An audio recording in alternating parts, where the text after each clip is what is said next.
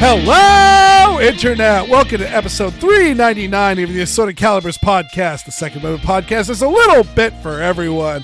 I'm Weer'd, and tonight we are having an ACP Round Table. And back from her hiatus and greatly missed, we have the greatest hostess of all time, Erin Paulette. How you doing, Erin? I regret to inform you that my ATIS is not high. It is at sea level. Thank you. You are in Florida. Yeah, it's been a while. I don't know how much you told people, because I haven't listened to the last two podcasts. But really short version, I've been saying for a while now my mom is sick, and so like 2 weeks ago, I finally decided, okay, enough was enough. She needs to go to the hospital because she wanted to get into the tub, and I didn't have confidence that she would be able to get out of the tub, or she would try to get out and hit her head, break a bone, something like that. And so I just said, look, you're going to the hospital. And fortunately, she didn't fight me on that. And so they got her there, and they almost immediately diagnosed her with a UTI and walking pneumonia. Oh, and they said, yeah, you aren't... Got it from both ends. Yeah, it's like, you are not going home. We're admitting you to the hospital for observation and testing. And then, pardon me? And lots of antibiotics. Oh, yes. And it wasn't long after that they determined, oh, wow, you are massively anemic. That'll certainly explain why you're feeling so weak. And so they infused like 2 units of iron into her. And so for the entire... help keep the wrinkles out of her clothes. And so for the entire weekend, I was having to take care of everything, and I was just... I wasn't fried. I was fry-eyed. And so even though she came home like that Sunday afternoon, I did not have any of the resources to do a podcast in any way that would be coherent. How long did they have her? So she was admitted like Friday afternoon. Okay. From Friday to Sunday. Yeah. Okay. I lost track of what the starting date was when you said they let her out on Sunday. Oh, I thought I said, but anyway. I'm sure you did. I just think I lost track. Okay. So, I wasn't like worried because I know, okay, she's in the hospital. They know how to treat these things. She's going to be okay, but just the whole chaos of everything is disrupted. And of course, poor Tilly she doesn't know where her mama is. And I think she was worried. Well, it's like, who's going to feed me? Who's going to make me breakfast? Who's going to do all these things? And it wasn't until she realized that, oh, you're going to do it for me. Okay. And then she calmed down a lot. You're moderately capable. I'm more capable of taking care of a dog than I am of taking care of myself. I mean, that's not unusual, to be fair. No. I've had a couple of dogs that they were the reason that I was able to manage. Yeah. And then, like, literally that week, I lost every single afternoon to some sort of chore, usually involving a doctor, but sometimes it was for a lab, or, I need to drive you to the grocery store so that we can get groceries and things like that. And so then on last Monday, I was not in a state to be around people. I was on Discord. For our listeners, I was on Discord, and I was telling Weer'd, I can't do this. And he asked, well, is there anything I can do to make you feel better? And I said, yes. Find everyone who wronged me, drag them before me, and beat them to death with clubs while I watch and eat popcorn. That was the kind of mood I was in. Pretty awesome statement. So yeah, I was on the verge of being psychotic. And you don't want me talking to the public when I'm like that. So that's where I was. Mom, I mean, she was great on Monday, and then she started to get worse on Tuesday, and she's not like fully relapsed, but she's not getting better, and I think she's slowly getting worse, and I don't know why. And so on Thursday, we've got an appointment with her primary care, and I'm going to go in, and it's just like, look, what is going on? Because I will absolutely be that person who is like, no, I'm not leaving until you tell me why. Why is this woman not getting better? She was fine in the hospital. She came home. She did all the things. She's not getting better. I think she's getting worse. What's up? So that's how I've been. I will say that you've seen the House MD memes of the "It's never lupus." Uh-huh. I will say that in actuality, one of the most common misdiagnoses is UTIs. That's kind of a catch-all on the, well, it's probably a UTI. So that's just one thing just to keep an eye out for, of the, could this UTI be something else if you're not getting the results that you want? I mean, maybe. I don't know. But she's like weak all the time. Of course, part of the problem is that she eats like a freaking bird. She's lost weight for the first time in a long time, and she lost like about 5. That was one of the reasons why I called the ambulance. Is like, look, in the past week you've lost like 5 or so pounds. There's something wrong.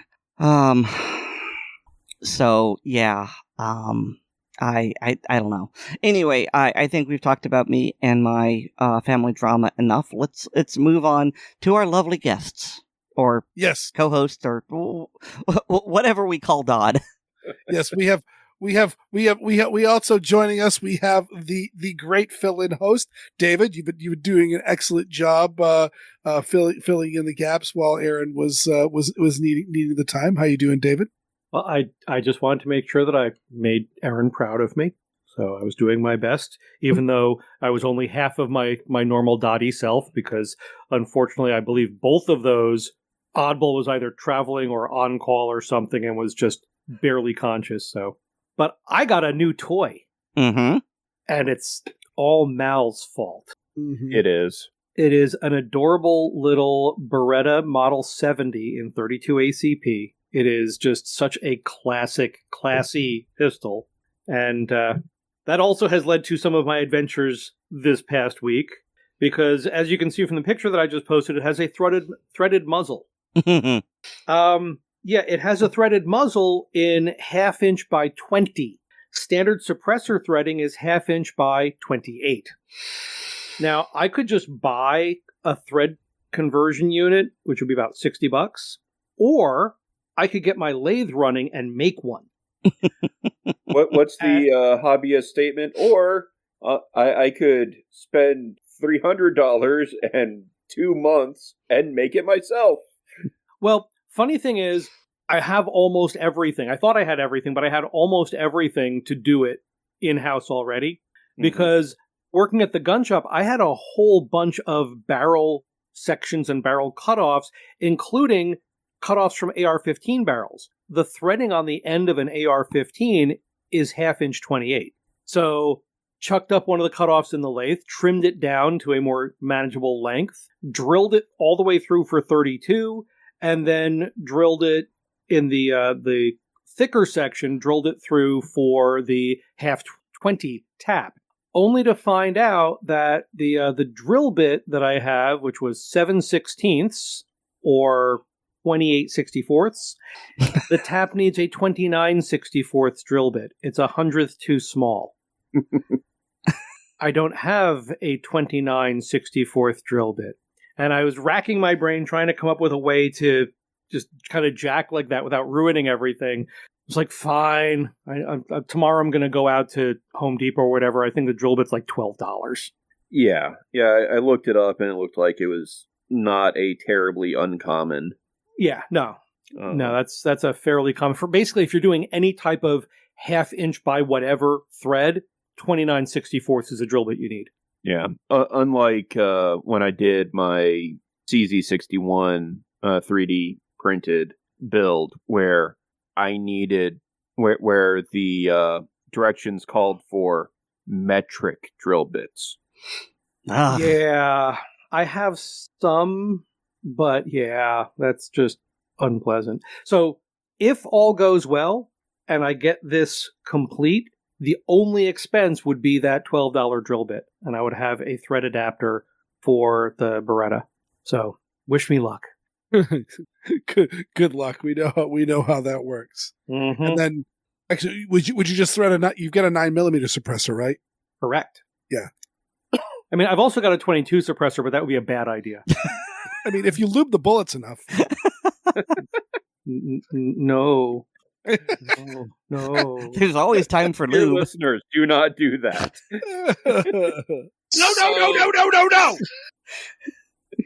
No. But it is a very nice little pistol. And according to the proof code, it was manufactured in 1979. Me too. Yes, but one of you was underdone and one of you was overdone. It's true. Yeah. Oddball, were you overdone? Can't you tell by the yes. size of him? Yes, I was. How late were you? Definitely late enough that they went in after me. I Gotcha. don't want to go. I like it in here. I was early enough that they had to go in after me. Yeah, they had to induce labor for me as well. I was, according to my mother, I was 1 day late because I was born the day after Mother's Day. Aww. Hilariously enough, I spent 9 months, or really 6 months, telling everybody, like, because they would say, "Oh, when's the baby due?" And I said, "Oh, sometime in the middle of October." And then they'd say, No, what's the due date?" And I'd point out to them, due dates are worthless. Like, it's really just kind of a week is a more accurate timeline. So middle of October. Yeah. And all of that. And of course, my daughter, being the contrarian girl that she is, was born exactly on her due date. You can't tell me what to do. Exactly. All right, Oddball, I heard you got sleep for once. I did. And actually, the poor schmuck that was on call this past weekend had the same on-call weekend experience that I did the previous week. But I think, oddly enough, I think I was like the only guy in that Discord server that didn't buy one of those Berettas. And that's because I had already dropped, as I had said in my segment last week, I had already dropped a considerable amount of money on a pistol, which was the Bursa 2011, which they call the M2X1, I think. XI. XI, yeah. Yeah. The Roman numeral 11. They're being clever. Oh, but did you see the link that Mal posted in the clubhouse a couple hours ago? Yes, I did. He's not helping. Weird, you are lucky that this is a non-cursing episode. Yeah. He posted a link to a Bernadelli Model 60, which is CNR.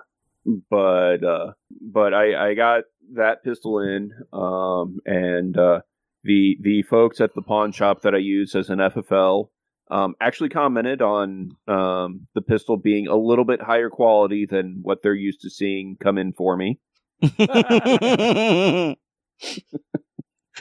No lies detected. And you see the package addressed to you, and they just put on gloves. Oh, that reminds me of a donut operator video that I saw. But we'll let Oddball finish the story. Well, and it's just like the previous gun shop I use as an FFL.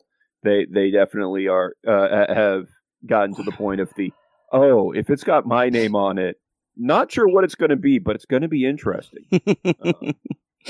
But I got to shoot it this weekend, and it is a very nice shooting pistol and extremely accurate. I was able to hit a 8-inch steel plate without without too much difficulty from about 30 yards.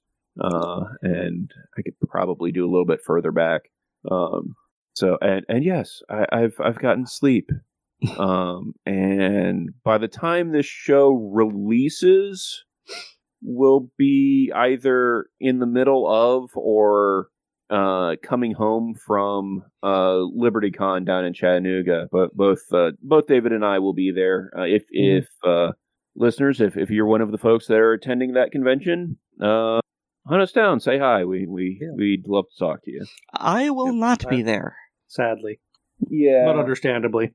Yeah, it's a little bit of a trek for you, and especially with your mother going feeling the way she is. Oh yeah, you're making you've made the correct choice on that one. Well, I mean, I had to make the correct choice a year ago, and I made it for entirely different reasons. But I'm really glad that I made it now, because I would feel so guilty either way. Right. Well, and like I said, it's one thing for David and I to go to it where it's 3 hours away at most. Versus you'll be driving all day to get to the con. I mean, it's somewhere like around 12 hours. That's close enough to that's in my book 12 plus hours. That is a day of you driving. Mm-hmm. That is sun up to sundown. Yeah.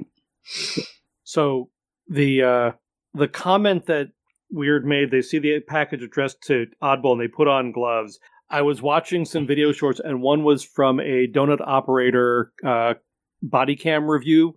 Mm-hmm. And it was a guy had stolen a car. The cops ran him down. He jumps out of the car and runs off in one direction, and his lady tries to head off in the other. The cops surround her, and they find that he had a gun, and he gave it to her to hide. Oh, no.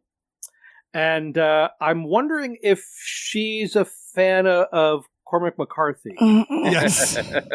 Good call. Because Good call, she hid that, and it was like a medium-sized semi-auto. It was not a little tiny mini revolver. It was like a Glock 19-sized gun. Is it strange that I feel relieved that when you said Cormac McCarthy, I knew it was up the anus rather than the vagina? Purse. It was the front purse. Yeah, that was Cormac McCarthy's girlfriend hid a North American Arms mini revolver. Oh, okay, so it was what I was afraid of. See, I thought you were referencing Train Spotting. I don't think that was... was that Cormac McCarthy? It was not. Cormac McCarthy's American. Oh, okay. But anyway, so she did have it up her hoo-ha. Oh, no. And she had it up there. Apparently, from what Donut said, the slide was locked back. Yes. And I just had this horrifying thought if she had bumped the slide lock. Uh-huh. And so the cops remove it from her, and this one cop, no gloves, nothing, just reaches out and takes the gun. And he's like, I hope that officer just went home and washed his hands over and over again. But props to him for raw dogging that. Oh, God. The word choice. Uh-huh. Oh, there was that with malice aforethought. I was thinking if he thought Grand Thumb was bad. Uh-huh.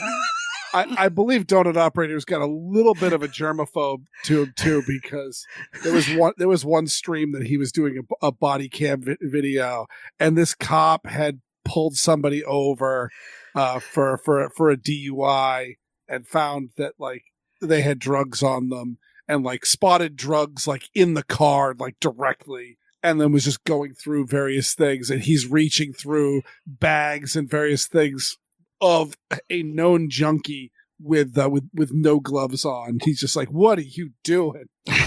It's just he was climbing the walls with just anxiety. So with law enforcement, firefighters, and paramedics and such, you take enough hazmat and bloodborne pathogen classes. If you were not a germaphobe before, you will be after. Mm-hmm. And stuff you've seen while on duty. Yeah. Yeah. I can't single Weird out for this. You all made everything awful. I could have made everything awfuler, but I held my tongue. Yeah, go ahead. Oh, I was just saying. I was going to say, no, David, you don't need to share any stories. You've heard some of them. Yes. Let's steer away from bloodborne pathogens. I'm just so intensely uncomfortable with the thought of a firearm up a body orifice, no lube. It was probably loaded. Just everything gives me the ick. Yeah. So, yeah, but also I wanted to say again because Oddball and David will be traveling, and many of our contributors, like myself, but I don't have the common sense to put a foot down. You could have stopped after the word sense. Our morning people with early calls. We had several people on earlier before the show started, but they all ducked out because they had things to do and needed a good night's sleep. So because of that, we won't really probably have the staff to do the 400th episode celebration. So this is also episode 401 early. I liked my suggestion. What's that? That we just delay it a week, like my segment on the 357 Magnum. Yes. You are not going to let that one go. Oh no, it makes Weird really awkward and amused. I made an editorial choice. I don't even remember what it is. I just remember it was the wrong one now. I'm winning. I acknowledge that Weird made a decision, but given that it was a dumbass decision, I've elected to ignore it. I've elected to make him pay for it over and over and over again. Yeah, that's better. But either way, yeah, I at the top of the show, I'd like to thank all of our listeners. 400 episodes is no big deal, and while this is the 399th 400 episodes is a big deal. Mm-hmm. You tossed an extra no in there. Oh yeah, maybe don't expect English literacy from him. No. If you haven't checked off Weird Englishes badly, I think I mixed is a big deal and is no small task, and just kind of mashed them together incredibly wrong. But either way, make whatever excuses for your bad language as you want. Thanks to each and every listener for helping us go this distance. We wouldn't do this without you. And thank you to all the supporters on Patreon. We really appreciate you guys as well. So yeah, I just wanted to start off the show with a brief thing, because I mean I mentioned it to my wife the other day. I was like, yeah, the 400th episode is coming up, and she's like, really? Yeah, that's a lot. I don't think I've been on a podcast that has. Well, no, Handgun Radio has. I don't even remember. I think we're almost at 500 on that one. But if I could, I remembered one other thing that happened this past week that is just proper fate punching. Oh, what is that? So I bought the Beretta. I had it shipped to my local FFL because it wasn't CNR. And on Wednesday, I go to drive to pick it up because they received it. They let me know it was ready. As I'm driving there, my check engine light goes on.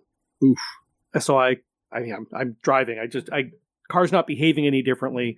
So I get there, do all the paperwork, come out to my car, turn on the engine, check engine light comes back on. So I call my mechanic and see if he can get me. And he's like, so check engine light, is it blinking? No, I didn't know they did that. Yeah. That's when you know you're really in trouble. Yeah. So I said, no, it just literally just went on an hour ago. And he's like, okay, can you drop it off Friday morning? I'm like, yes, drop it. Should I wait? No, we'll have it for a while because we've got to run a bunch of diagnostics, et cetera, et cetera. Okay. So Friday, I drive over, my wife follows me, brings me home, and they call me, and it is the fuel purge solenoid. Okay. Which, whatever that is when it's at home. But it obviously has something to do with the fuel system. And it was almost exactly the price that I paid for the gun. Not I know counting. how much you paid for the gun. Nice. Yeah, I got off really easily, but I had other plans for that $300. It was actually all told, because I paid with a check, not credit card. It was $303.02. And the guy was joking that they considered bumping it up a penny just for the pattern. But if it hadn't been for the car, I would have been much more tempted by the Bernardelli that Mal threw at me. Yeah. But yeah, it was just like the car heard that I spent some money and said, "You haven't spent money on me lately." Yeah, thanks a lot. But she's a good car. She's old enough to vote. She's almost old enough to drink. So I'm happy that she's still with us. But yeah, that was my other adventure of the week. All right. Yeah, I'm glad it wasn't something major. When we my Honda, we ended up just ordering it from the factory because we wanted to get exactly the options that we got. Mm-hmm. And so it was a little while before we put the down payment on it, before we took delivery. And just before we took delivery, which is when we were going to negotiate trading my car, the check engine light came on. It's like, oh, come on. Was it also something relatively minor?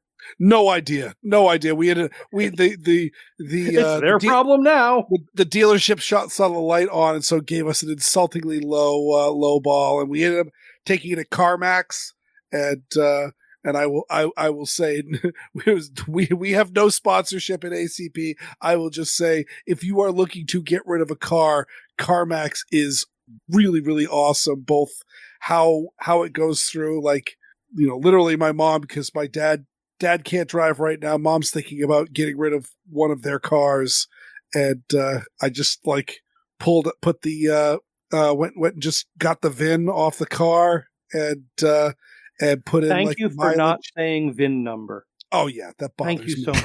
Yeah, grab the VIN. You can also use the license plate and just some basic information about the vehicle, and they will send you an offer. And so long as when you bring it in and they inspect it, and it's very obviously that there's not like a massive rust hole in the side of the car that you decided not to tell them about, they will honor that offer. And so yeah, they gave us all night long. Yeah, a huge amount of money for, or at least considerably more money than was for our old Ford. And so I never figured out what was going on with it, and never will. And threw a whole bunch of the car junk that we're going through, including the rails for the roof rack in the back of it. Like, not my problem.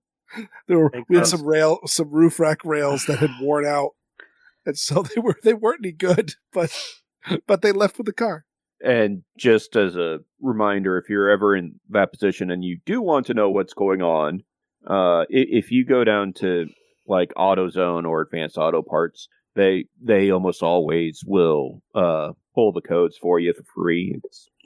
It's kind of obnoxious that mechanics will charge like $100 to pull the codes. I mean, that's how you know your mechanic is a good one, because mine sure doesn't.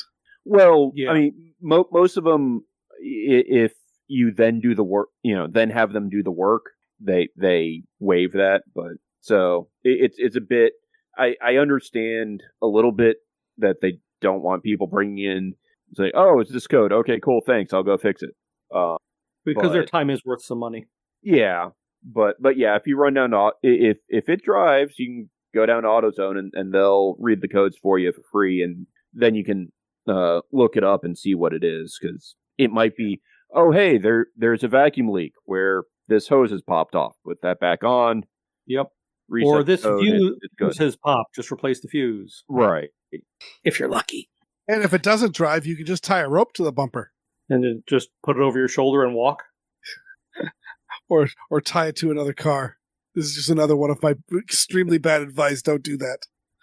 Considering what you told us earlier, it'll fit. It'll fit. All right. Well, shall we get to the first news story? Sure. Oh, I forgot that we had changed it because of late breaking news. I originally had this starting off with good news, but But yeah, this story comes through, and I always lead with these stories, really just to get them out of the way. There has been... Look, I want to object that someone added several topics at the last minute, and so I haven't read them. I haven't either, but somebody else has. Oddball, did you add any videos?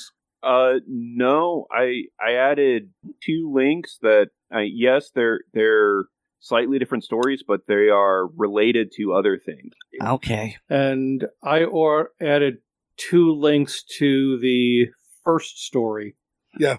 But so there has been a shooting rampage in Montreal, like it just happened. So the amount of information that we have for it 7-8 hours ago? Yeah, is very, very little. Actually, it was 11:30 a.m. in Montreal. Mm-hmm. And so, yeah, we don't know anything of what exactly happened. We know that 1 police officer has been killed, and 1 civilian has been killed, and the gunman is now dead. And there was 1 other death. Was there? I thought there was just one civilian and the 1 officer. Was there an additional one? Yeah, the third link that I posted was one of the people who was injured was rushed to the hospital, and they performed emergency surgery but were unable to save him. It was Rabbi Mizrahi of the local Jewish Chabad, because that is a very Jewish neighborhood, they don't know why the shooter did what he did, but he went to a Jewish neighborhood and shot up a Jewish supermarket, I think. But yeah, so he was badly injured, and they were unable to save him. Gotcha. So yeah, the death tolls has gone up since I last read the case. There is video. I don't think I linked it. I don't know if I necessarily want to, but if you search it up, somebody did catch video of the shooter in action. There was a link because I followed it and I watched it, and I guess someone removed it. But I'll say what a lot of people who saw the video were thinking. Why did the guy filming it pan away? Yeah. My only guess, honestly speaking, would be the natural instinct when, because it also pans away at very, very key moments. I think the moment of things were getting so shocking that he just turned away out of instinct. Yeah. And actually, I think in another group, someone was asking, why is the cameraman always drunk? And Paul, our contributor, said because a sober person would see this going down and run away. Fair. But yeah, it was very clearly an SKS rifle that was running stripper clips. You'd actually see the gunman after fatally shooting the officer, reloading the gun and then re-engaging. There were several people injured inside the supermarket, but the rabbi was the only one who wound up dying. Mm-hmm. And then he came outside. That's when he shot the officer and shot at the other officers. Okay, from the video, there was a time. So there were 2 officers, a man and a woman, and the male officer had been shot, crawled off a bit, and then stopped, and very obviously became unconscious. And I'm guessing that's the one who died. Then you had the female officer who was crouching behind a planter, and then someone who was not the shooter came up and surprised her, and she fired at him, and I thought he was killed. Yes. Okay. Yeah. Yeah, he was a innocent bystander who was trying to get away from the shooter and went around the wrong planter. Yeah. And she just turned and shot him, and he dropped like a pup with his strings cut. Well, I will just put a caveat just for integrity. It certainly does appear that way. I have also heard reports that it could have also been. You certainly see her turn towards him as he falls. I have heard some people suggest that she might not have been turning towards him to shoot at him, but turned towards him because she heard the gunshot that took him down. But from the gunman. According to some photos, that the blood splatter is directly behind him from her. I get you. and he fell away from her. Well, we will see in the next. Yeah, well, I mean, by next week we'll have a lot better of an idea. Yeah, of not what to happened. Monday morning quarterback a horrible situation. Yes. Well, there were And a lot of also people not- blaming her. And, okay, to a certain extent, I can understand police should be trained not to shoot civilians. I mean, I'm not going to touch upon the whole, female officer bashing that's been happening Right. on social media. But I will also say that I find it very understandable. You're in a high-stress situation. You've just seen your partner get shot. You are literally in fear for your life. And then someone rather unexpectedly comes up behind you.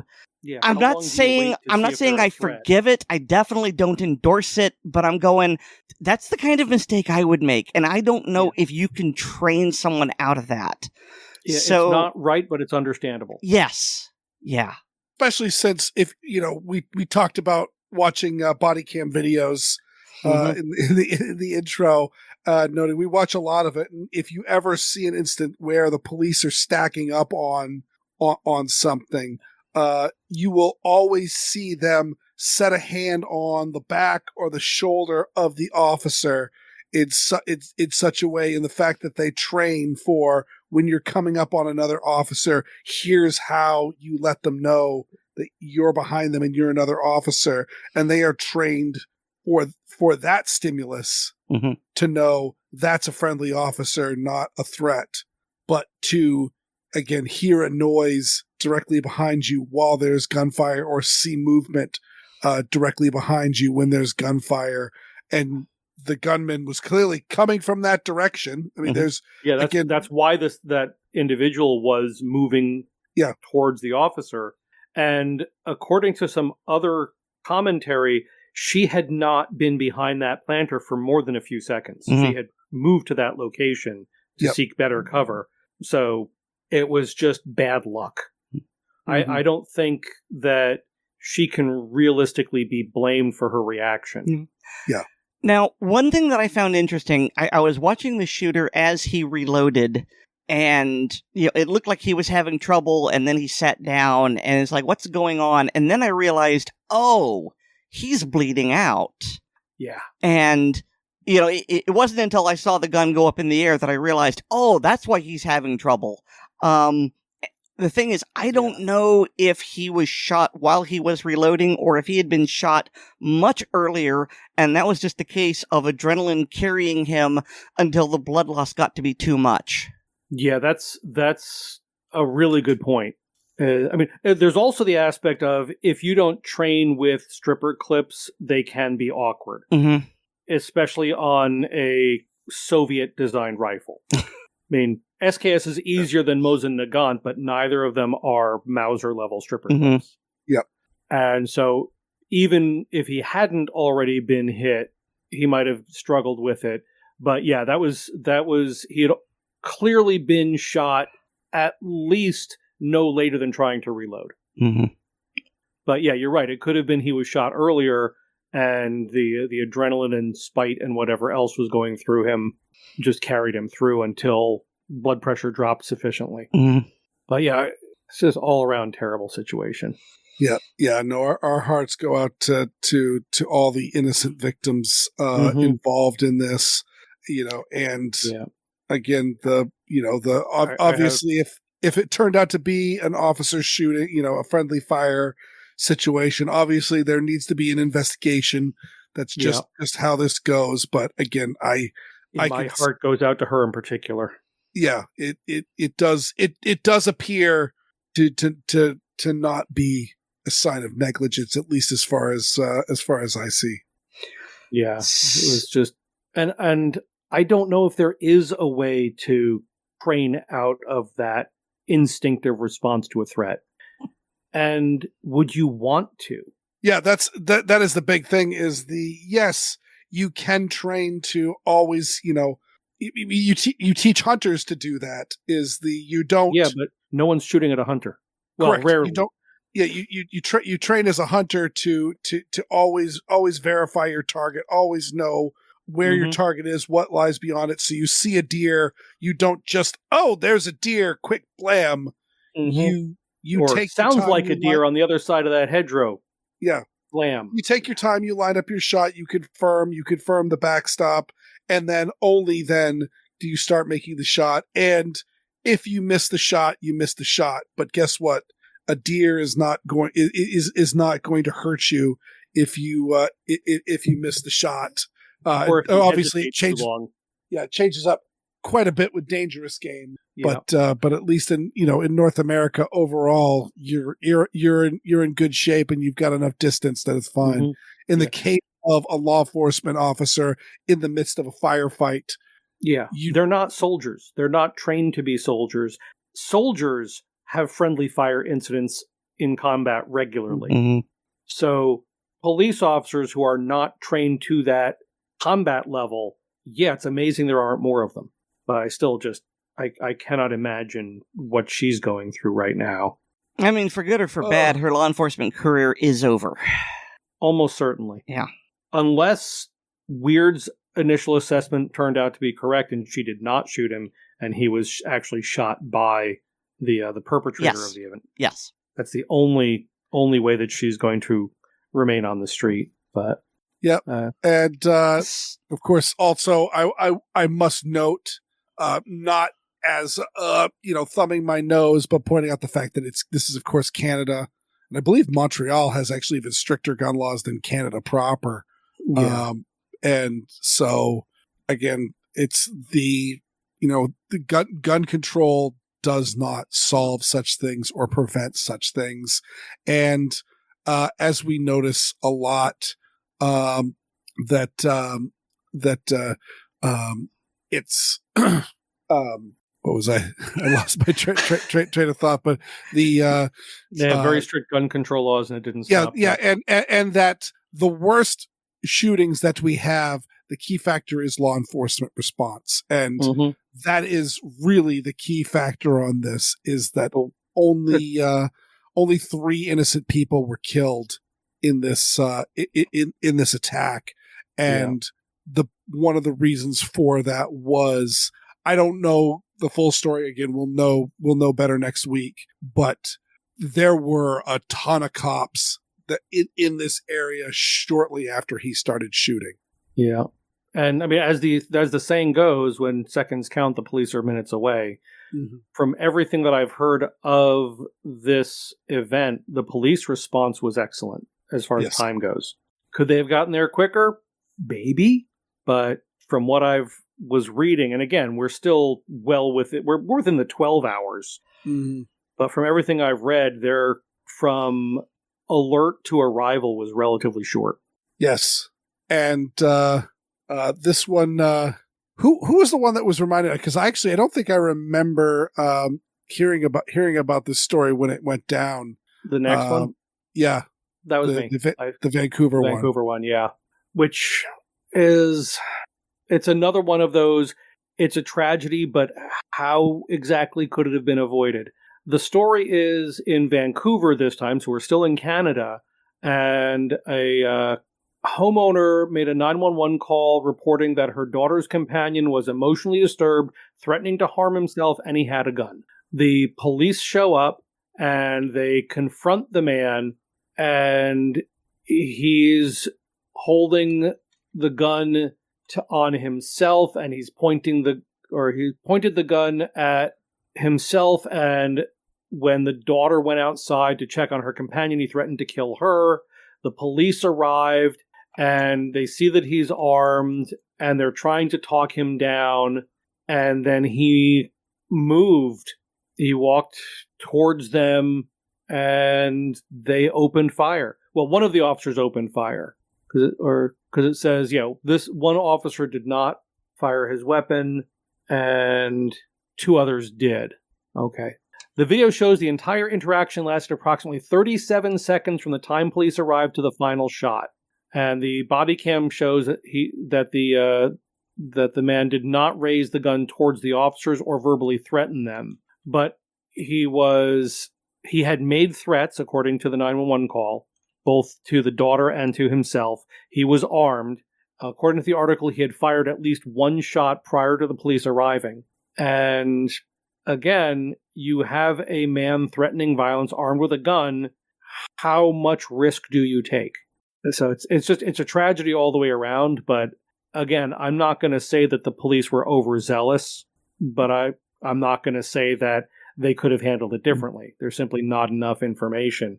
But there is some body cam footage of it in the link I provided. So, David, Yes, there are two Vancouvers. There is a Vancouver, British Columbia in Canada, but there is also a Vancouver, Washington. It's across the river from Portland, Oregon. And this is the other Vancouver? Yes. Okay. It came up when I was looking for the article about the rabbi who died in the Montreal shooting, and there was a whole bunch of Canada articles, and this one was amongst them. So I didn't look closely enough. Thank you for catching that. I was wondering about I saw the Vancouver, Washington, and I wasn't quite sure of why that name discrepancy was there. Yep. That's because my brain didn't work. Yeah, they are about 300 miles from each other. I already told you where Vancouver, Washington is, and Vancouver, British Columbia is more or less just across the border. Yeah, it's pretty much a border town. Yeah. So. Yeah. And the officers, if you watch the video in the link, the officers did not fire a couple of rounds. They fired a lot. But you can also see in the video that the guy with the gun who had made the threats was approaching the homeowner who had called 911. So it's, again, terrible situation all around, but how much risk are you supposed to take? How much danger to the public is acceptable? Mm-hmm. Mm-hmm. But if we're talking gun laws, it's Washington State, whose gun laws are not much less stringent than Montreal, Canada. That's true. All right. Well, let's go to something more positive. Let's go to something more positive. Does anybody want to take this, or should I start running with it? I don't do drugs. So the Himani case, which we thought was going to be awful, not only did it work out for us, but surprisingly, every single SCOTUS judge agreed. This was a very rare 9-0 ruling, despite the DOJ's best efforts. And it was ruled. Pardon me? I was like, that stunned me when I saw that it was 9. When I saw that they ruled in favor of being a recreational user of marijuana does not strip you of your Second Amendment rights, and it is not a felony to own a gun. And they took care to hedge that this doesn't mean that someone who is a habitual, constant addict, or someone who is intoxicated in the moment, is okay to have a gun.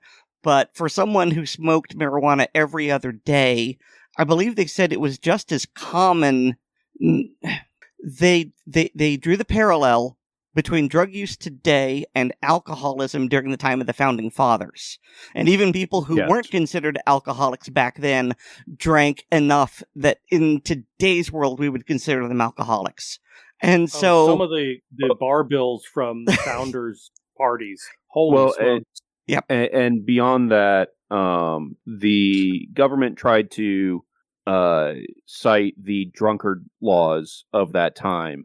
And I'm not particularly familiar with those. Can you clarify that? I'm about to. Okay. So it's a nice segue. And the Supreme Court pointed out that the drunkard laws of the time was dealing with folks that were habitually drunk enough that they were a problem to the community. Which so like the town drunk trope. Exactly. The guy that is known for he gets drunk and starts bar fights and gets into trouble and has to be thrown in the drunk take for the night. Which is different from in this particular case, the guy smokes pot, but he does it in the safety of his own home or what have you, and has and that has never caused a problem. And of course, smoking pot tends not to cause one to become violent. As a guy who worked at a bar during a Grateful Dead cover band weekly, you are correct. One thing that I found very interesting about all this is that as the different articles are setting the scene, they made a point of saying, however many grams of marijuana were found, and also something like 4 or 5 grams of cocaine. Mm-hmm. But he was never brought up on any drug charges. He wasn't arrested for drug use. He wasn't arrested for drug distribution. He wasn't arrested for drug possession. I mean, I understand, marijuana is no longer a Schedule 1, but cocaine certainly is. And he didn't have any drug charges that were mentioned in this. Maybe he pled them. I don't know. But there was nothing in there. It was all about you smoke marijuana and you have a gun. And I just thought that was super strange. I hadn't noticed that, but yeah. The only charge mentioned is the federal law that prohibits people who use or are addicted to controlled substances from owning guns. Yeah. It does. That's... And furthermore, there were one of the things that when Erin and I reported on, because we thought this was going to be another, who's the domestic violence case? I keep forgetting his name. Rahimi? Rahimi, thank you, Erin. Yeah. I thought this was going to be another Rahimi case. So did I. Like, I specifically gave Rahimi a good leaving alone, because if we were victorious, I would take a victory lap, but I didn't see a whole lot of hope in it, so I wasn't going to burn a lot of podcast time reading tea leaves, because I was reading the tea leaves and they were bad. And so I thought for sure, because there was like terrorist allegations in there that he was like a terrorist sympathizer or some such, and that isn't really talked about either. Yeah, I saw one mention of that once and then it disappeared. Yeah, there was some reference to how he had ties to Iran, or maybe he did. But since I got the talking stick again, I found the article. And so they're talking about the FBI searched the home of Hemani and found a Glock 19, 60 grams of marijuana, and 4.7 grams of cocaine.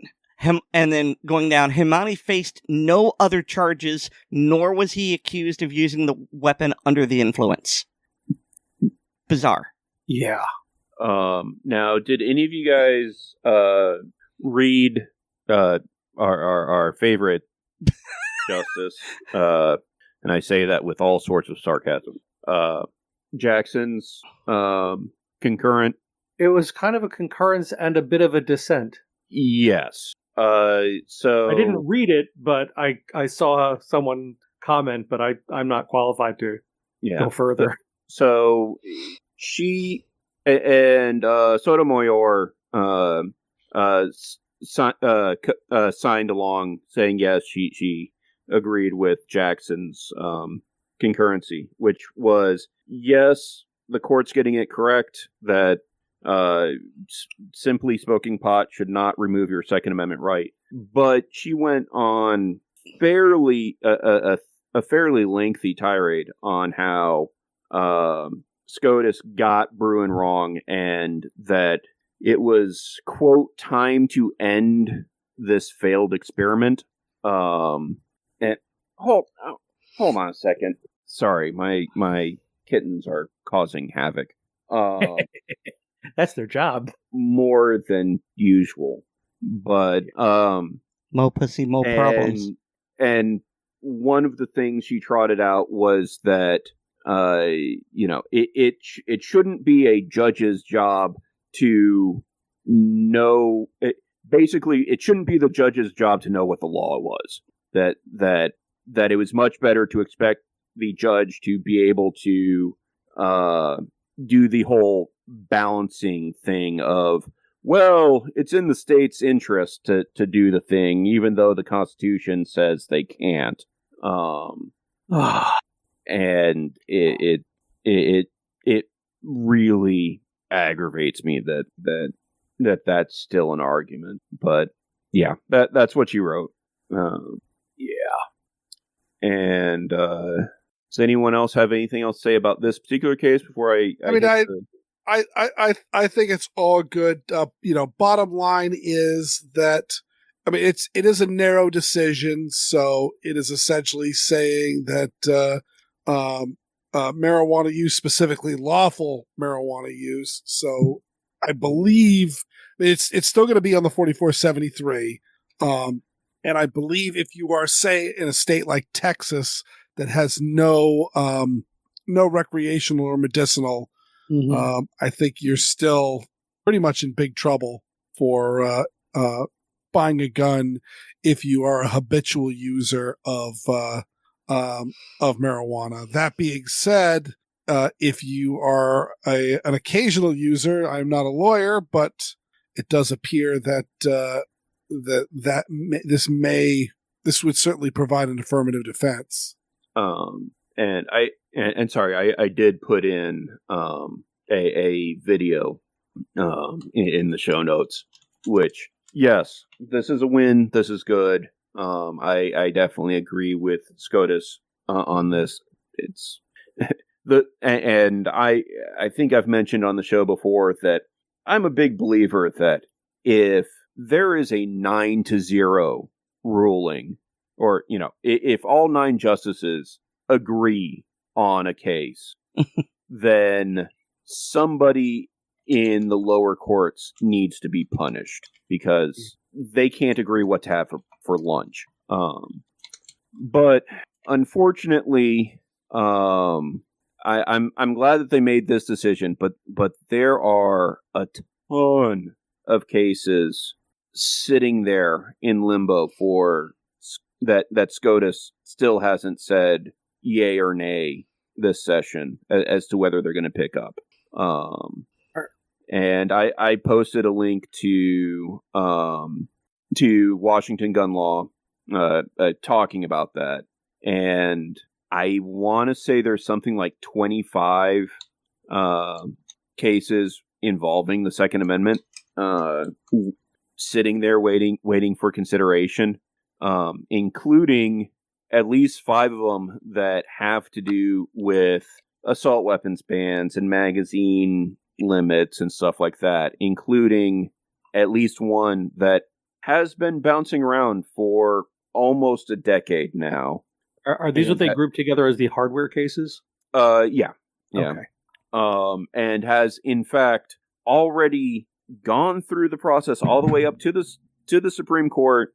Bruin happened, and the Supreme Court decided to remand it all the way back down to the Circuit Court, and it went through pretty much the exact same all the way back through the appellate, and is now sitting in front of the Supreme Court waiting to be heard again. That the 10-year one? What's that? Is that the 10-year one? Yes. Justice delayed is justice denied. And it has sat through, at this point, 20 conferences this time around without being told yay, nay as to whether or not SCOTUS is actually going to bother hearing their case or not. And there's only one more conference until summer recess, and that conference is usually used just as a cleanup, dealing with minor issues type thing, from what I understand. So to say that I'm frustrated with this is an understatement. Yeah. Especially since it's one of those, they've kicked it down so many times that it makes you wonder, they could have just denied it. Why didn't they deny it? But at the same time, they've been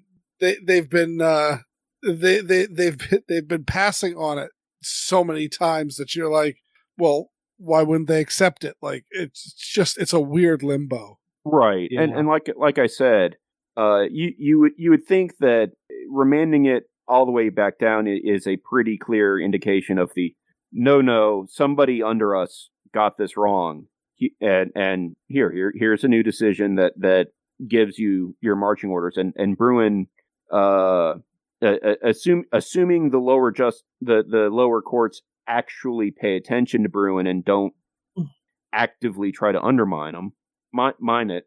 That should be going for us, and the same levels that agreed with us the first time around agreed with us again, and the same levels that disagreed with us before disagreed with us again, and it's back up to SCOTUS, and SCOTUS needs to actually do something. And I think last year SCOTUS only took up like 70 cases, when it wasn't that long ago that they were hearing a couple hundred. Mm-hmm. Well, they are getting pretty old, most of them. Yeah, that's not True. Not really a valid excuse in my book. But I mean, they weren't exactly the court wasn't exactly young back then either. Yeah. I mean, I was just saying, maybe they're tired. It's not. I'm not forgiving them, but old people just don't have stamina. I will say that If they can't do the job, they should step down. I agree. And also, like, for all of his actions and his lip service to the Second Amendment, this is something that President Trump could do: is light a fire under them, make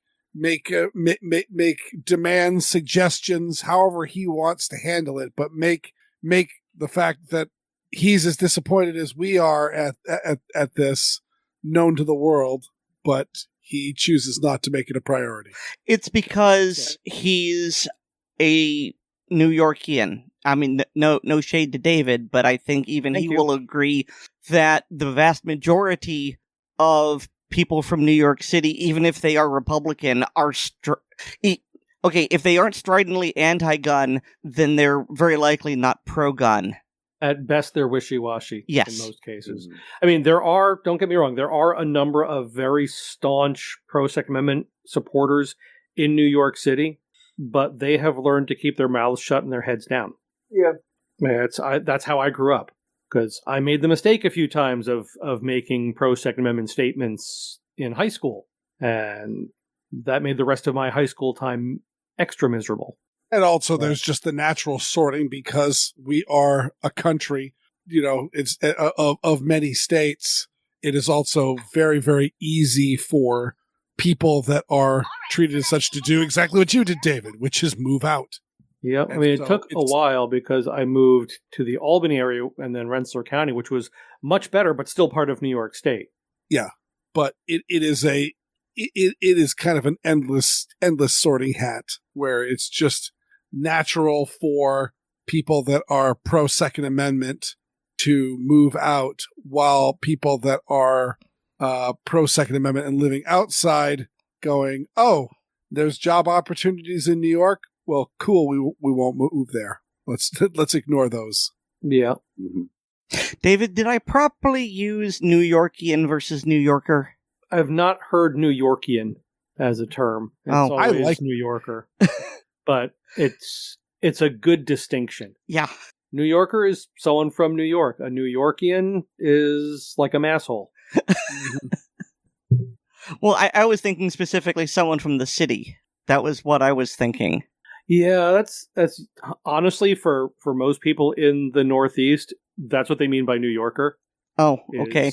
Metro New York is a New Yorker, and then there's the other folks that live in that part of the state. And then within New York City, there's also the Manhattanites, referring to bridge and tunnel people. Mm-hmm. How dare you commute? Boroughs. Yeah. Well, you can't afford to live in Manhattan, so obviously you're lesser. Yeah. You're not important like the real people of New York. So speaking of, it's sorry, very schizophrenic. So speaking of New Yorkians, are we going to touch upon this pearl clutching opinion piece by someone who is a vassal of Bloomberg? Yes, I ended up posting it, and just for that is also I like to always have kind of the other side. Which one was this? The one by Noah Feldman. The absurd gun case that unified the Supreme Court. I did not realize that was that side. I hadn't followed that link.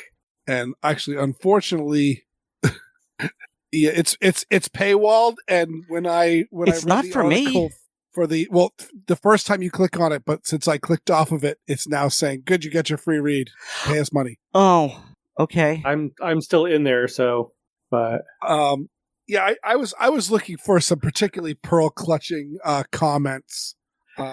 Using marijuana every other day isn't a sufficient reason for the government to deprive Americans of their constitutional right to bear arms, which, depending on how you read that, is either yeah or what? Yeah. Here we go. The 9-0 opinion correctly applies the radically originalist framework for gun rights adopted by the Supreme Court in the 2022 case of New York State Rifle and Pistol Association v. Bruin. That framework remains a genuinely silly way to apply the Second Amendment, as this decision unintentionally demonstrates. Which I would like to point out that originalist means what the law reads. Radically originalist. Well, and also he kind of points out the fact that the Bruin test essentially makes all gun control moot. To which we point, yes, that's the effing point. Like none of this stuff that goes on that particularly the gun control state people just take for granted on the you need to have a federal background check before you buy a gun, and nobody gets to buy a gun unless they're under 21 years of age. And of course you need a permit, and you definitely need a permit to carry. And no, you can't carry everywhere. You can only carry in certain spots. And all of that is this is not how our founding fathers handled firearms. This is not how really militia service or any of that stuff worked. And you can't have weapons of war. Meanwhile, yeah, the Article 1, like the first article of the Constitution, talks about letters of marque, where you can get a ship and use it to capture enemy ships for with the United States' blessing, meaning that warships were legal to be owned by civilians, and still are. Yeah. Oh yeah. We just need to get the cannon letters of marque again. Oh, that's true. But either way, him talking about he made an interesting point in saying that the reason why this was 9-0 was the conservative justices were he said defending guns. I would argue defending the Second Amendment, and the liberal judges were saying that they were there to point out that smoking marijuana is not that big a deal. Mm-hmm. And to which I, standing in the middle, say smoking marijuana is not that big of a deal, and the Second Amendment is paramount. Yes, the bottom line is that the conservative justices want to protect guns, while the liberal justices, and perhaps an increasing number of realistic conservatives, recognize that marijuana use just isn't that big a deal. That confluence produced Hayes' 9-0 decision. That doesn't mean, however, that historical analogy is a good way to decide hard questions of constitutional liberties. Yeah, this guy really has a problem with originalism. Mm-hmm. And the Constitution. I mean, really. But we repeat ourselves? Yeah. All right. So another great lawsuit news. Though I will have to say, I was scanning this. There's a bunch of family stuff going on, so I was extremely busy today. So I will admit I am woefully unprepared with all these stories, including this one that I submitted myself. But the Gary, Indiana was suing Smith & Wesson and I believe Glock. And I couldn't tell exactly what their complaint was about those companies. Obviously, this was an end run around the Protection of Lawful Commerce and Arms Act. Did you guys catch why they were particularly having a problem with these various? I mean, there's a bunch of stuff in here on what they were also going after FFLs, Glock, Smith & Wesson. It was added late. I didn't read it. I think it was a spaghetti approach. Yeah. Oh, yeah. And incidentally, one of the court cases that SCOTUS has actually said has actually denied hearing this year was NSSF's lawsuit against, I think it was New York, who passed a law that basically went, Placa, yeah, what's that? We can sue you anyways. Mm-hmm. But for the undefeated, for the innumerable complaints and angles on this, it has officially been dismissed. So that is this the longest duration case that's been hanging? Sounds like it, because it's 27 years. Yeah, 27 yeah. years I'm seeing long, 1999. I was still in college. Baby. So good riddance to that one. Mm-hmm. Yep. Now, if we could just get the Supreme Court to actually do their damn job. Yep. On some of the hardware cases. Now, one thing that recently happened that might end up causing them to actually do their job is the Fifth Circuit recently dealt with a case dealing with suppressors. Yes. And the Fifth Circuit has declared that suppressors are protected under the Second Amendment. Fifth Circuit has been really doing some good work recently. Is that Texas, among other places? Yes. I'm sorry, what was that, Erin? Oh, I asked if the Fifth Circuit was Texas, among other states. Yes, I believe it's Texas, Louisiana. Okay. Kind of stretches up the middle of the country. But the reason why that's a big deal is there have been a couple other circuits that have declared that suppressors are not covered by the Second Amendment. Circuit split.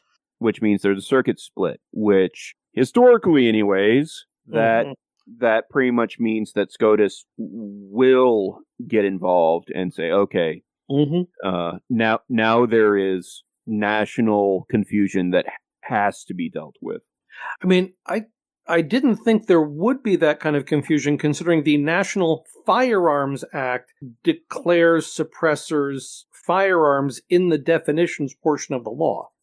Yeah, and I was thinking that it was going to be a lot more iffy until you pointed that out to me. Yeah, I don't understand how those other districts can say, oh, well, no, they're not firearms, they're just accessories, when federal law says they're firearms. That kind of gymnastics escapes me. And I'm not asking you to try to make sense of it because I like you. Well, it's because they already had their decision and were coming up with reasons why their decision made sense, not the other way around. Yeah. And yeah, suppressors should be shooters as hearing aids and hearing protection. Yeah, PPE. hearing protection. And shooters should be encouraged to obtain suppressors and use them, not have to go through hoops and extra background checks and etc. Yeah, as someone who's gone through that process 3 times so far, and once I get the half 28 tap that I'm planning on getting anyway, I'll be doing some Form 1s, but I shouldn't have to. I'd like to see the fifth. I'm sorry, not the fifth. I'd like to see the 6th following along with the 5th on some of these. Yeah, that's where we live. Yeah, it'd be nice. But it's Tennessee, Kentucky, Ohio, and Michigan. So it's 3 states and an illusion. Yeah. And I do wonder if Michigan is the political problem child in that. It has been recently. Yeah, because I mean, Tennessee and Kentucky are pretty good about gun laws for the most part. I mean, yes, you and I have both complained about Tennessee being slow on some stuff, but they generally move in the right direction. Yeah, and I think Ohio is pretty decent. And Michigan was there was some goofiness, but for the most part, it was pretty sane up until the past few years, where things been going downhill for them. Does that kind of tie into when Whitmer was first elected, or does it predate her? I pretty much when Whitmer was elected. Yeah. Man, there are times I wish I drank. But that might be getting easier. Nicely Yes. done. Thank you. I said that, and then I looked at what the next story was. Yeah. So it was very serendipitous. Yes. And so this one, again, my understanding of it, I want Paul to do a segment on Yes. these various legal battles that are going for hobby distillers and home distillery, because like I said in the last episode, where distilling used to be perfectly legal.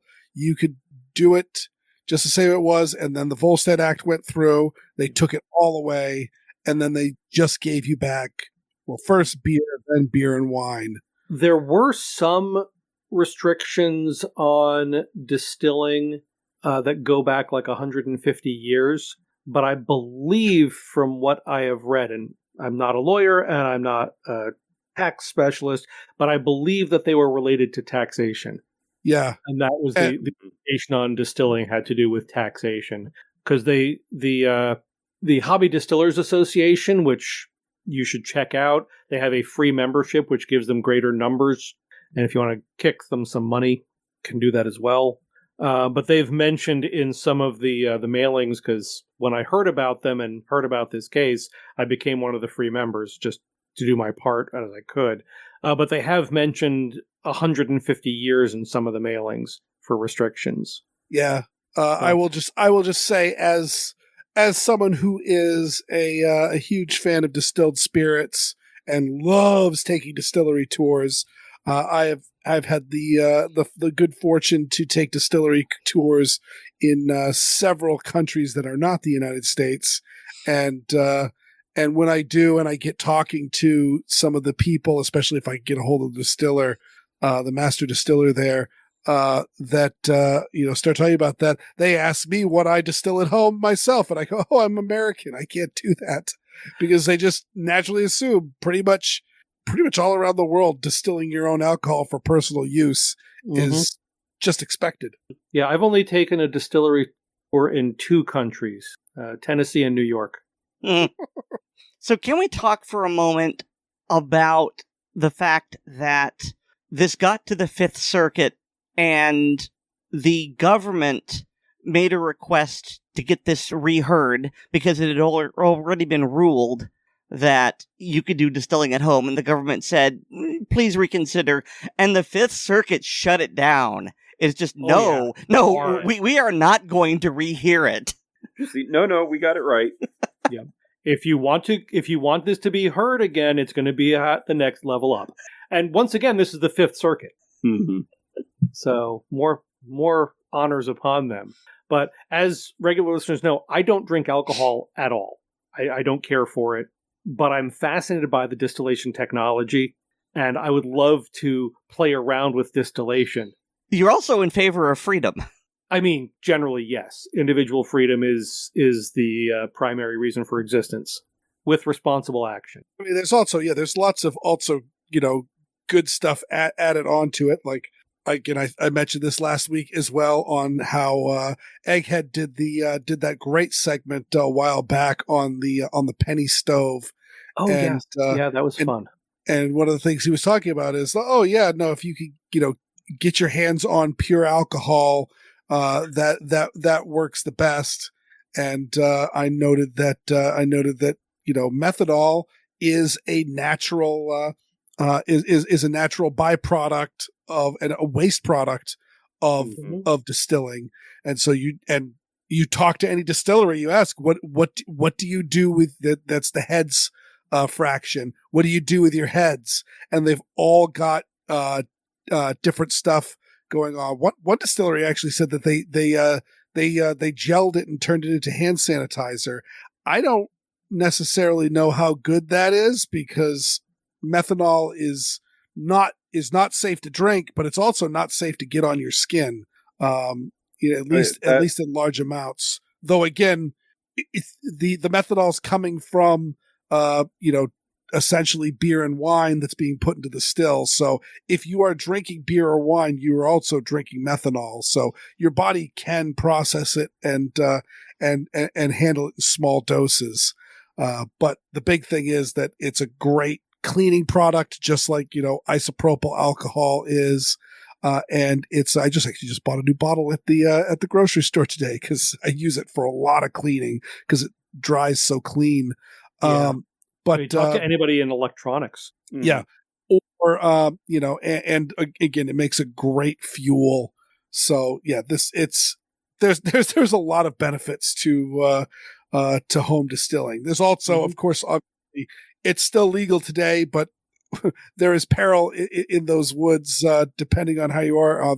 You can distill things like perfumes and essences and like that. Essential oils. It's still 100% legal, and that's how the various companies that sell stills to private citizens get away with it because technically speaking, that's illegal paraphernalia. But if you're not using it for alcohol, that's fine. Unlike there is no legal use for a crack pipe, there are legal uses for a small countertop still. Mm-hmm. That was always one thing that back this was back when I was a teenager, and so marijuana was completely illegal in the state of Maine, and we had, of course, we called them head shops. I don't know if other places have different for such things, but there would be whole lines of glass implements behind the counter, and if you at all called them a bong, you would actually be pulled to leave.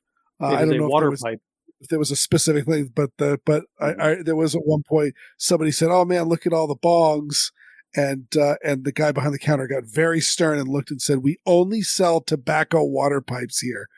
To which I would say, go take yourself some cherry pipe tobacco and load that sucker up and see how well you do. Yeah, I remember I wasn't, just like alcohol.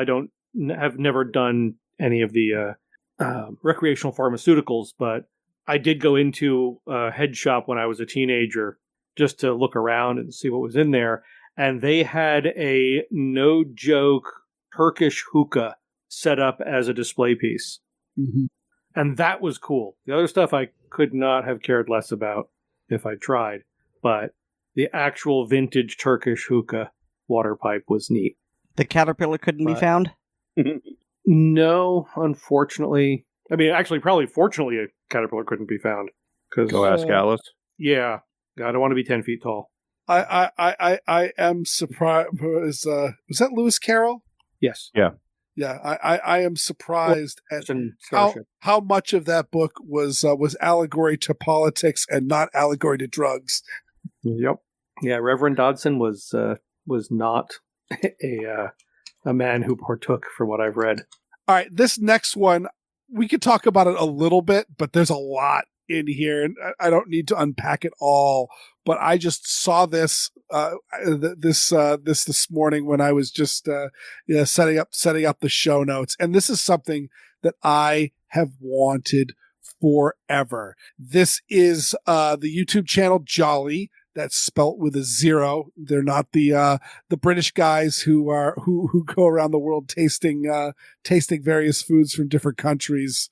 Although a collab between them would be hysterical. That would be absolutely. I would love to see the Jolly guys shooting guns. Mm-hmm. But then eating at a restaurant that served fresh game meat. Yeah. I know Oddball and I have been huge fans of him since he really started. He's a relatively new channel. I'm trying to remember when his first video came about a year ago, according to his YouTube channel.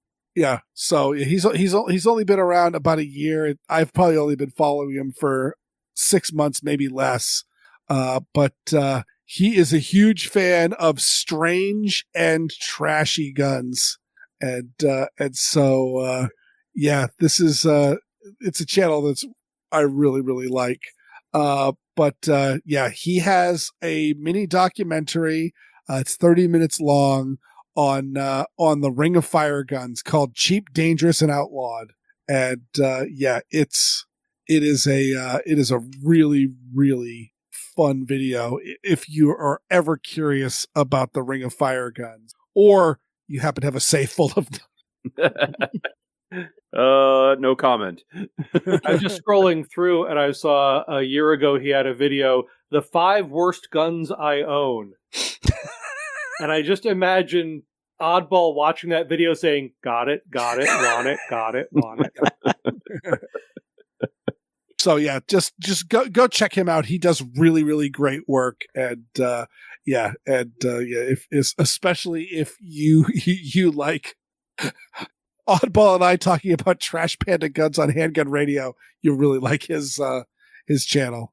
Yeah, and it's not all trash guns either. No, he's got some good stuff in there. But yeah, I just saw that was what triggered the algorithm for me.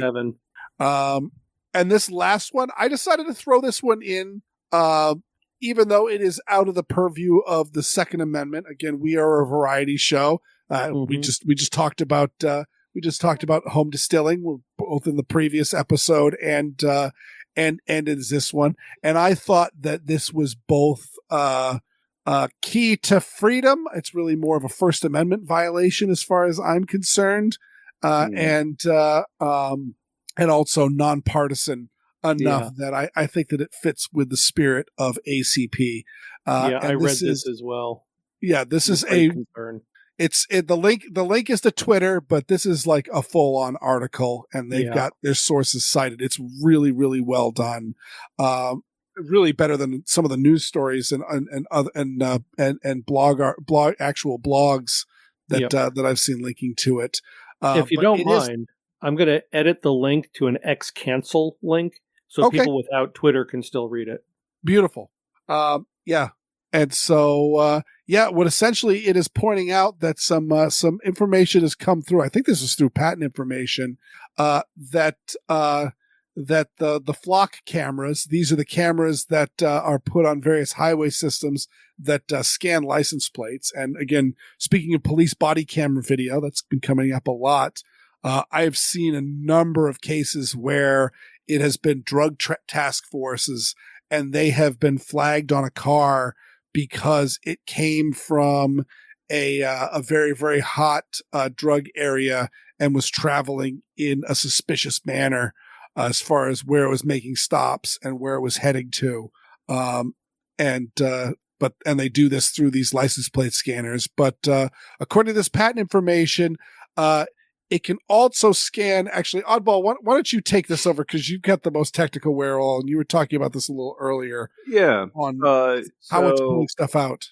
So, according to this article, the flock cameras and similar are seriously looking at also being able to track cell phone signals, Bluetooth, possibly RFID. Which, I mean, so one, there's a lot of people that are freaking out because they didn't know that this was possible. Which, if you talk to any IT geek, they'll tell you, oh, yeah, no, that's completely possible. And in fact, sitting on my desk, I've got 4 devices that could do such things if I really wanted to. And only one of those devices cost over $100. So you probably spend as much on those devices as on some of your Trash Panda guns? Literally, the one that I have in my hand was I bought a 2-pack of them for $30. And if anybody is curious, I'm talking about a cheap yellow display. That's actually what the community refers to them as. Is that with a little keyboard that you had Doom on earlier? No, that is one of the devices. That is the Cardputer Advance by M5, which after shipping that was about $40.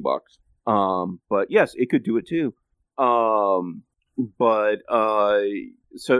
this is very much possible, and of course people were mainstream folks were initially shown that this could be possible during COVID, when they were talking about governments tracking how people are gathering and moving, etc., using their cell phones. Basically, make the assumption that if you have a device that does any sort of wireless communication, go ahead and assume that it can be used to track you, because it absolutely can. RFID is a little bit trickier just because the broadcast range is not terribly far and it's a pretty weak signal, but it can be done. And the thing with doing this with flock cameras, like the town next to me has a bunch of flock cameras all over the place. And why this is concerning is, okay, so if you have a flock camera that sees a white Nissan Altima driving down the street with a plate that throws a flag that the cops might be interested in, and it also picks up that, oh, those folks have, this is the cell phone that's in this car, or this is the Bluetooth headset that the passenger is using. Well, then you've got that, the owner of those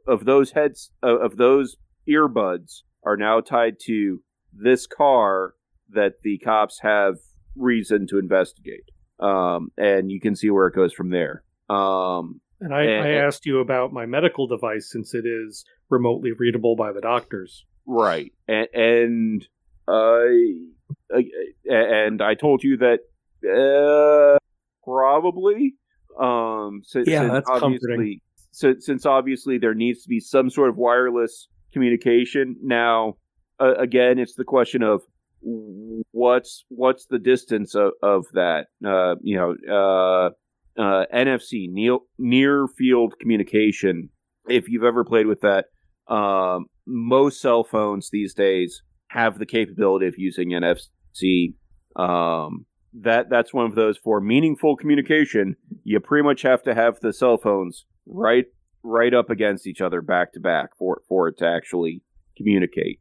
And if you have if it's beyond a couple inches, then it gets lost in the background noise. Then your chances of being able to be tracked by that for any meaningful way is significantly lower. But there are instances that are already being used in other things that is getting away from this article. Like, say, I believe Target is one of them, where if you have the Target app on your phone and you go into Target and you pull up the app and are looking for something, there are sensors around the store that will track where you go in the store. Mm-hmm. In order to see what your browsing habits are, which can either be used in the aggregate to go, oh, well, people that buy this often are also browsing in this area, or could be used for targeted advertisements for, well, since I know you were in the toy section, I will send you Lego ads. I feel targeted. Yeah. And again, I don't remember if Target was specifically one of the stores doing that, but there's definitely chain stores that do that sort of thing. And it's one of those things that it bothers me. It's also the modern world, and it is something that you should be conscious of. I know that if I'm using my Bluetooth earbuds, that yes, that is a wireless device that anybody that is looking for Bluetooth devices can go, oh, there's somebody over there, and they have this unique ID, and I can track where they go. Does that necessarily mean that I have stopped using Bluetooth devices? No, but I am aware that is a possible vulnerability. And I think that's really the thing that needs to be understood. Yeah, I mean, when it comes to Bluetooth on my phone, it's generally off unless I have a reason to use it. But primarily that's because of the power usage. Right. But in the case of your cell phone, even with Bluetooth off and even with GPS off, even in airplane mode, I believe. If you are getting a cell signal, then they can tell where you are. And it's just a question of how accurate. And if you're in an urban area, there is a good chance that accuracy is measured in less than 10 feet. Yeah. It's kind of like if you're in an urban area, there is a 90+% that you are on camera. If you are in an urban area, there is a near 100% that your devices are being, at least they're aware that your devices are present. Right. And this is nothing new. 20 years ago, I had a smartphone before GPS was a common thing in smartphones.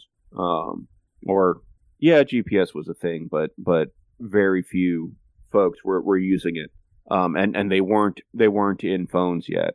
But Google Maps would give you directions and location based on triangulation off of cell towers, and it wasn't a heck of a lot less accurate than my phone is now with a GPS unit, and that was 20 years ago. Yep. I mean, I know my daughter lost track of her phone, and we used it. It was an Apple, and it's my wife's old phone. She really just uses it essentially as an iPod. Kids, ask your folks, because it's not currently hooked up to a phone number. But she had lost track of it, and I went to the Apple Find My app, and it gives you a probability cloud. But that probability cloud was centered in enough that I could say, "Oh, you left it in the car," because that's where the car is parked, and it's over in that corner of the house. Yeah. So yeah, no, there's a lot of information that goes on there, and of course the RFID scanning also could be. There's some talk of putting this in places where there really aren't that many license plates. So why would you need it in airports or train stations? Yeah, and it is since it has become very commonplace for people to for places to have the security checkpoints, or just walking in and out of a store with magnetrons or similar setups at the door. People are used to walking through those, and you could very easily start setting up those things at doors and identify, yes, this person has been walking through these areas based on the wireless devices that they have on them. So I remember about 10 to 15 years ago, Person of Interest, when it came out in 2011, and I thought it was an interesting bit of science fiction.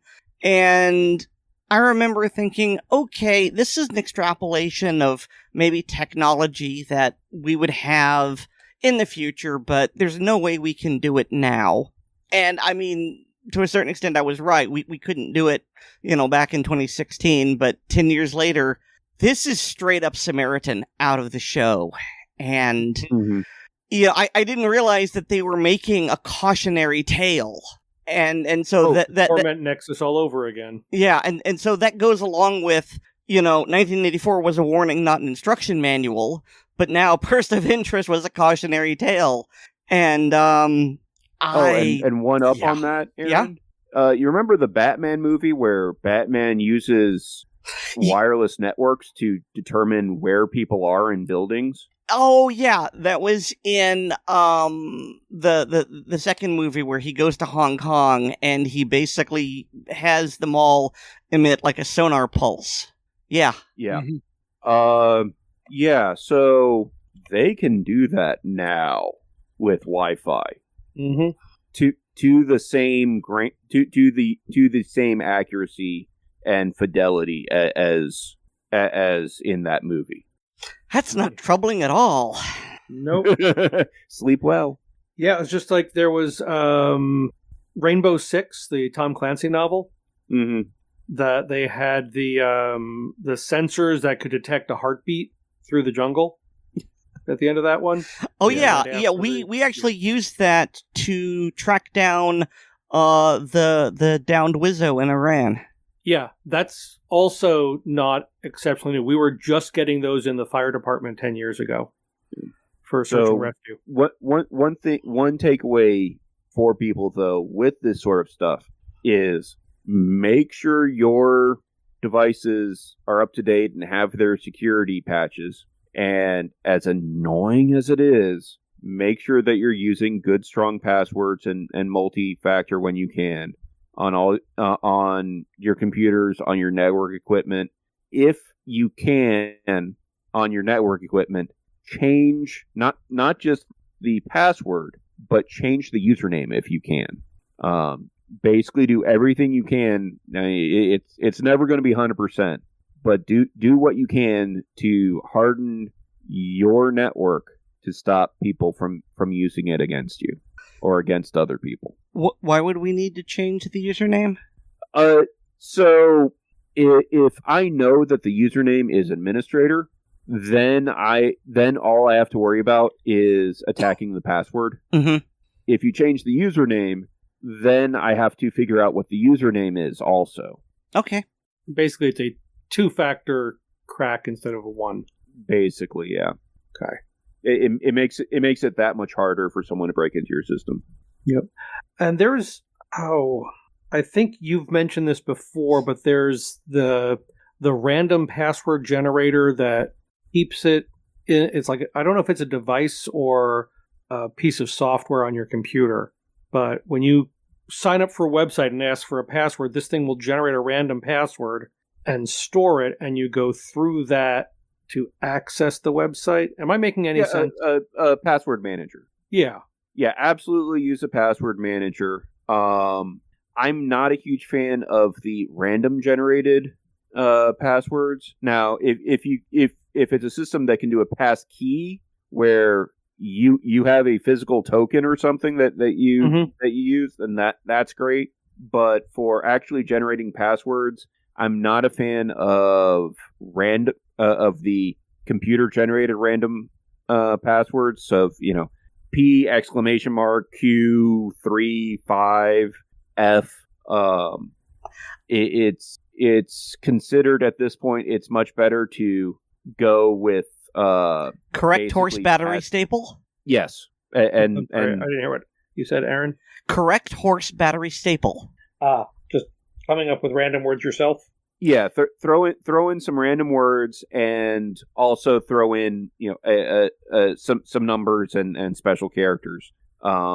Because that's a heck of a lot. You can have a longer password that is easier for you to remember than just if you effectively just grab a handful of Scrabble tokens from a bag and go with that. Because there was the one, I thought it was you, maybe it was someone else, was that you only had to remember the one passcode to the device or software, and it stored all the others, so it would submit that randomly generated one for you. So you didn't have to remember them or even know them. Yeah, a password manager. Okay, that's pretty much standard for password managers? Yeah, and unfortunately I can't recommend one off the top of my head right now, because with everything security related, as soon as I tell you yes, you should absolutely use this particular one or that particular one, I'll read tomorrow that there's been a security breach in it.